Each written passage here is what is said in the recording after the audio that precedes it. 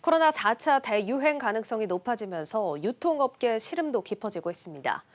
최근 보복 소비라는 말이 나올 정도로 소비 심리가 회복되는 추세였는데 다시 찾아온 확산세가 찬물을 끼얹는 게 아니냐는 겁니다. 박승환 기자입니다. 백화점과 대형마트, 아울렛 등 오프라인 유통가의 방역 강화 조치가 내려졌습니다.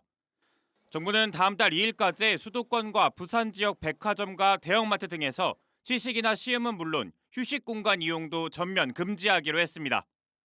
유통업계는 정부의 이번 조치로 반짝 회복세를 보였던 소비 심리가 다시 위축되지는 않을까 우려하고 있습니다. 4월 2일부터 박행 시장이 시작되고 많은 소비자들이 내점해지면서 본격적인 소비 심리가 높아져 가고 있는 추세입니다. 강화된 방역 지침에 따라서 소비 심리 변곡점이 될 것으로 보입니다. 지난달 주요 백화점들은 큰 폭의 매출 성장을 기록했는데 지난해 같은 기간에 비해 롯데백화점 69%, 신세계백화점 51%, 현대백화점은 74% 늘었습니다. 통계청의 2월 산업활동 동향 조사에서도 전체 백화점 판매는 1년 전보다 33.5% 증가한 것으로 나타났는데 이는 1996년 2월 이후 25년 만에 최고치입니다.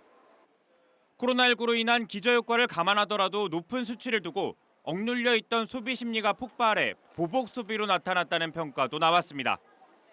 실제로 현대백화점의 지난 주말 명품 매출은 지난해 같은 기간에 비해 2배 이상 늘었고 여성복과 남성복은 각각 88.1%, 81.7% 성장하며 이 같은 분석을 뒷받침했습니다.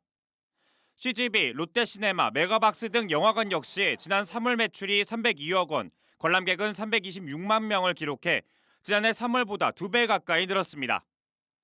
좌석간 뛰어앉기와 영업시간 제한에도 거둔 성과라 회복 기대감이 큰 상황이었습니다. 기세를 몰아 할리우드 대작 분노의 질주나 마블 영화 블랙 위도우 등 기대작들의 개봉을 확정했는데 차질이 우려됩니다. 영화관들은 철저한 방역으로 집단 감염이 한 건도 발생하지 않았는데도 거리두기 단계에 관계없이 상영관 취식을 무조건 금지한 건 이해할 수 없다고 반발합니다. 확진자가 다녀갔지만 감염 사례는 없었던 점을 정부가 좀 참고해서 극장에서의 어떤 코로나로 인해서 우울했던 기분을 관객이 해소할 수 있는 문화적인 활동을 할 수 있는 사회적인 분위기나 여건 마련을 좀 해줬으면 하는 바람입니다.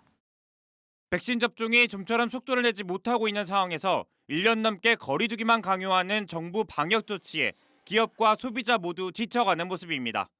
한국경제TV 박승환입니다.